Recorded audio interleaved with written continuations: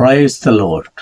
கிறிஸ்துவுக்குள் பிரியமான அன்பு தேவ பிள்ளைகளே, உங்கள் ஒவ்வொருவரையும் ஆண்டவராகிய இயேசு கிறிஸ்துவின் இனிய நாமத்தினாலே உங்களை வாழ்த்துவதிலும் வரவேற்பதிலும் மிகுந்த சந்தோஷம் அடைகின்றேன். இந்த நாளிலும் என் அன்பு தேவ ஜனமே, கர்த்தருக்குள் மிகுந்த மன மகிழ்ச்சியாயிருங்கள். உங்கள் துக்கமெல்லாம் சந்தோஷமாய் மாற்றக்கூடிய நல்லொரு தேவன் நமக்குண்டு. நல்லொரு தகப்பனும் கூட, நல்லொரு மேய்ப்பனும் கூட, நல்லொரு நண்பனும் கூட. அவருடைய சமூகத்திலே, அவருடைய சன்னிதானத்திலே எப்பொழுதும் மனமகிழ்ச்சியாய் சந்தோஷமாயிருங்கள். இந்த நாளிலும் வேதத்திலே ஒரு சிறிய ஒரு பகுதியை உங்கள் முன்னே பரிசுத்த ஆவியானவர் துணையோடு இதை பேசி நானும் நீங்களும் கற்றுக்கொள்ள தேவன் தாமே உதவி செய்வாராக. இன்றைய நாளிலும் 1 சாமுவேல் 30 அதிகாரத்திலே நீங்கள் தாவீதுக்கு ஏற்பட்ட ஒரு சம்பவத்தை நீங்கள் வாசிக்கும் போது கண்டிருப்பீர்கள் பல தடவைகள். எப்படிப்பட்ட சூழ்நிலைகள் உங்களை நெருக்கினாலும், எப்படிப்பட்ட துன்பங்கள் உங்களோட வாழ்க்கையிலே உங்களை அணுகினாலும், சூழ்நிலைகள் வனாந்தரம் போல இருந்தாலும், சுற்றி நிற்பவர்கள் நமக்கு எதிராய் எழும்பினாலும், நாம் ஒன்றை மாத்திரம் கற்றுக்கொள்ள வேண்டும். நமக்கு என்ன நடந்தாலும் அதற்கு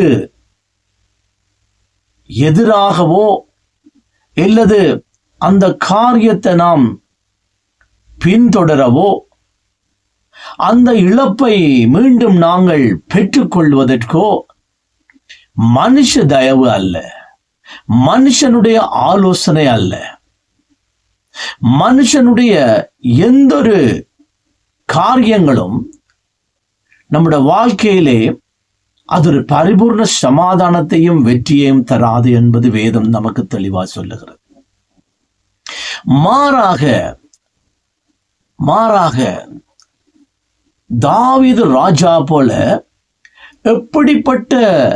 எப்படிப்பட்ட சூழ்நிலையா இருந்தாலும், எப்படிப்பட்ட நிலைமையா இருந்தாலும், நாம் தேவனிடத்தில் ஆலோசனை கேட்கிற தேவ பிள்ளைகளாய் இருக்க வேண்டும்.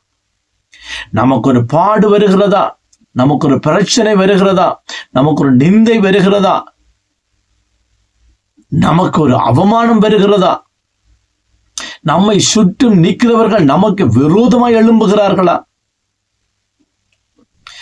நம்மோடு சந்தோஷமாய் இருந்தவர்கள், நம்மோடு கூடி நடந்து திரிந்தவர்கள், நம்மோடு கூடி பேசினவர்கள் திடீரென்று நமக்கு விரோதமாய் எழும்பும் போது நாம்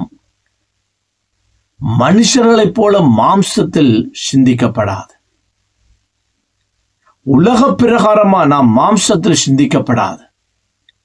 தேவனுடைய பிள்ளைகள், தேவனை சொந்த இரட்சகராய் ஏற்றுக்கொண்ட பிள்ளைகள், நாம் எதுவா இருந்தாலும் நம்முடைய கர்த்தரிடத்தில் நாம் கேட்க வேண்டும், நம்முடைய தேவனிடத்தில் நாம் கேட்க வேண்டும். அவர் நாம் அறியாததும் நமக்கு எட்டாததையும் அவர் நமக்கு சொல்லித் தருவார், அவர் நமக்கு வெளிப்படுத்துவார்.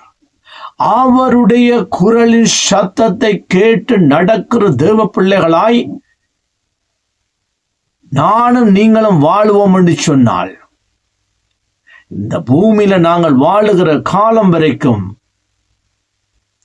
நம்முடைய தேவன் நம்மை உயர்ந்த ஸ்தானங்களில் வைத்திருக்க போதுமானவர். பாருங்கள், இங்கே 1 சாமுவேல் 30 அதிகாரத்திலே அங்கு சிக்லாக்கு என்ற இடத்துக்கு வந்து தாவீதும் அவருடைய குழுவினர்களும் அவருடைய படை வீரர்களும் வந்து சேருகிறார்கள். அப்போ அவர்கள் இங்கு வந்து பார்த்த வேளையிலே அவர்களுடைய இடங்கள் சூறையாடப்பட்டு அவர்களுடைய பொருட்கள் கொள்ளையடிக்கப்பட்டு அவர்கள் தமக்கண்டு சேமித்து வைத்திருந்த எல்லாவற்றையும் அபகரித்துக் கொண்டு, அது மாத்திரமல்ல அவருடைய மனைவி, அவருடைய பிள்ளைகள், அவருடைய கூடவே நின்ற போர் வீரர்களுடைய மனைவிகள், பிள்ளைகள், சகலவற்றையும் எதையெல்லாவற்றையும் அவர்கள் கஷ்டப்பட்டு சம்பாதித்து வைத்திருந்தார்களோ எல்லாவற்றையும் எதிரிகள் அள்ளி கொண்டு போய்விட்டார்கள். எதிரிகள் அள்ளி கொண்டு போய்விட்டார்கள். அப்போ வேதம் சொல்லுகிறது, அந்த இடமெல்லாம் அக்கினியாலே சுட்டரிக்கப்பட்டு விட்டது. இவற்றை பார்த்தவுடனே தாவீதும் அவருடைய கூட இருந்தவர்களும் ஒன்று ஓலம் போட்டு குளறி அழுகிறார்கள். உள்ளம் உடைந்து போய் அழுவதற்கே பலமில்லாத அளவிற்கு அவர்கள் உள்ளம் உடைந்து சோர்ந்து போனார்கள். கிறிஸ்துவுக்கு பிரியமான தேவ பிள்ளைகளே, உங்களோட வாழ்க்கையில் சில சூழ்நிலைகள், உங்களுடைய இருதயங்கள் உடைந்து நீங்கள் கதறி அழுகிற ஒரு சூழ்நிலைகளை வாழலாம். ஏதோ ஒரு காரியம் உங்களை நெருக்கலாம்.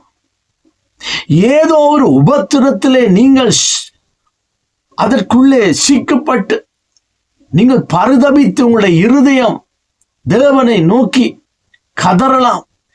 ஏன் என்னுடைய வாழ்க்கையில் இப்படிப்பட்ட காரியம் அனுமதிக்கப்பட்டது? ஏன் எனக்கு இப்படிப்பட்ட சோதனை? ஏன் எனக்கு இப்படிப்பட்ட வேதனை? அப்படி என்று சொல்லி நீங்கள் அங்கலாய்க்கலாம்.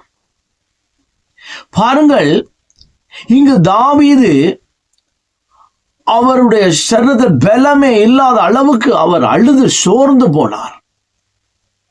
கூட நின்றவங்களும் அழுது சோர்ந்து போனார்கள். ஆனா ஒரு கட்டத்துல இந்த கூட இருக்கிறவங்க என்ன சொல்றாங்களா, உன்னோடு நாங்க சேர்ந்தபடியாத்தா, உன்னோடு நாங்க வந்தபடியாத்தா இந்த இழப்பு நடந்தது. உன்னை கொல்ல வேண்டும், உன்னை அழிக்க வேண்டும் அப்படி என்று ஆளாளுக்கு கல்லு தூக்கிட்டாங்க. நன்றாய் கவனிக்க வேண்டும் என் அன்பு தேவ பிள்ளைகளே. இங்கு தாவீதோட இருந்தவர்களுடைய படை வீரர்களுடைய மனைவிமாரும் பிள்ளைகளும் பொருட்களும் இருந்த எல்லா காரியங்களும் சூறையாடப்படவில்லை.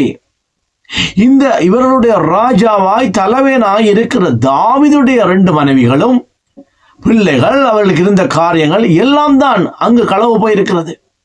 ஆனா இவங்க தாவீதின் மேல குற்றம் வைக்கிறார்கள். தாவீதை கொல்ல வேண்டும் என்று கல்லெடுக்கின்றார்கள்.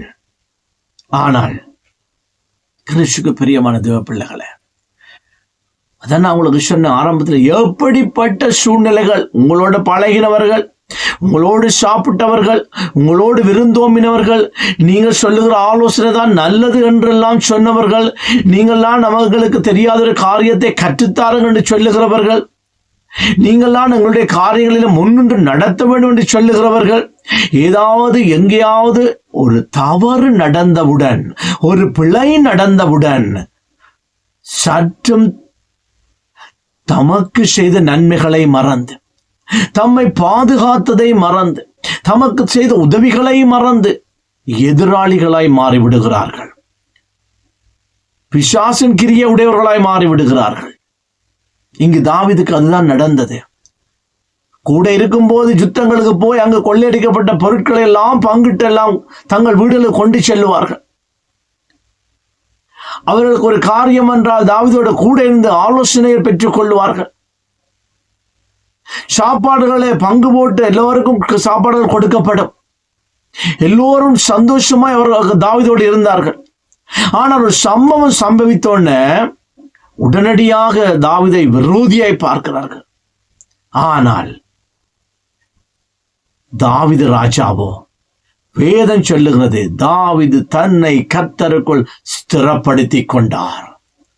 தன்னை கர்த்தருக்குள்ளே ஸ்திரப்படுத்திக் கொண்டு அவர் கேட்கின்றார் தேவனுடைய சமூகத்திலே, நான் இந்த தண்டை பின்தொடரலாமா?